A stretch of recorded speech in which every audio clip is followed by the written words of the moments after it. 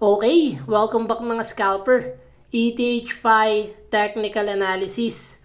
Masyadong crucial yung area na to. So silipin na natin yung possible scenario.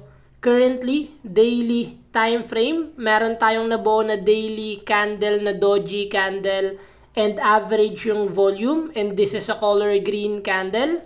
Tingnan pa natin sa lower time frame. So yung nangyari nung nakasundo tayo dito, nag-form to ng head and shoulder. So nakapag-take tayo ng long nung na-breakout and pullback. So currently, gumagawa na ng first higher low itong ETH5.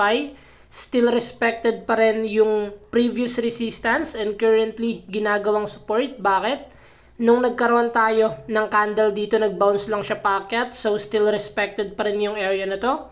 So currently, kung may kita natin yung ETH5 is pabagsak ng pabagsak. So nasa downtrend momentum, but may kita natin yung volume is below average.